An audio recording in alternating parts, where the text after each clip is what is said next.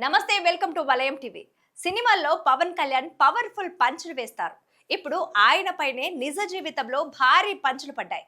విజయవాడలో జరిగిన మీడియా సమావేశంలో జై భీమ్ భారత్ పార్టీ అధ్యక్షుడు సీనియర్ న్యాయవాది జడ శ్రవణ్ పవన్ కళ్యాణ్ పై తీవ్ర వ్యాఖ్యలు చేశారు. ఆయన పవన్ మాట్లాడే తీరు, హావభావాలు, రాజకీయ ప్రసంగం శైలి సోషల్ మీడియాలో ట్రోల్స్ కి కారణమవుతున్నాయని వ్యాఖ్యానిస్తూ విమర్శలు గుప్పించారు. పవన్ రాజకీయ నాయకుడిగా కంటే ఎక్కువగా సినిమాటిక్ పర్సనాలిటీగా ప్రవర్తిస్తున్నారన్న తరహాలో విమర్శలు చేశారు శ్రవణ్. ఈ వ్యాఖ్యలతో పాటు ఆయన పవన్ రాజకీయ బాధ్యతలపై కూడా ప్రశ్నలు లేవనెత్తారు. ప్రజల ముందు మాట్లాడేటప్పుడు ఉండవలసిన కనీస బాధ్యత, స్పష్టత ఆయన ప్రసంగాల్లో కనిపించడం లేదని ఆరోపించారు. ఉప ముఖ్యమంత్రి హోదాలో ఉన్న వ్యక్తి మాటల ప్రభావం పెద్ద స్థాయిలో ఉంటుందని, అలాంటి పదవిలో ఉన్నప్పుడు మరింత జాగ్రత్త అవసరమని ఆయన పేర్కొన్నారు.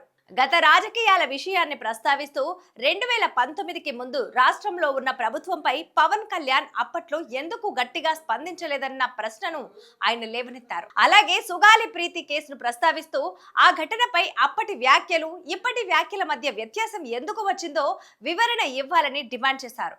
రాజకీయ పరిస్థితులను బట్టి మాటలు మారుతున్నాయా అన్న అనుమానం కలుగుతుందని వ్యాఖ్యానించారు. జడ శ్రవణ్ కుమార్ మాట్లాడుతూ సుగాలి ప్రీతి కేసులో ఇప్పటికే పోలీసులు సమర్పించిన ఛార్జ్ షీట్ లో కీలక ఆధారాలు ఉన్నాయని తెలిపారు. అలాంటి పరిస్థితుల్లో ఆధారాలు లేవని చెప్పటం సరికాదని, అది కేసు దశను తప్పుదారి పట్టించే వ్యాఖ్యలుగా భావించవచ్చని ఆయన అభిప్రాయపడ్డారు. కేసు ఫైళ్లలో ఉన్న సాక్ష్యాలపై అవగాహన లేకుండా వ్యాఖ్యలు చేయటం సరికాదని అన్నారు. రాజకీయ నాయకులు ప్రజల్లో భావోద్వేగాలు రేపేలా కాకుండా బాధ్యతతో మాట్లాడాలని సూచించారు. కేసు న్యాయపరమైన విచారణలో ఉందని తెలిసినా దాని మీద విభిన్న వ్యాఖ్యలు చేయడం ద్వారా గందరగోళం సృష్టించకూడదని పేర్కొన్నారు. జనసేన కార్యకర్తలు, నేతలు కూడా ఇలాంటి వ్యాఖ్యలను సమర్థించకుండా ఆలోచించాలంటూ వ్యంగ్యంగా సూచనలు చేశారు.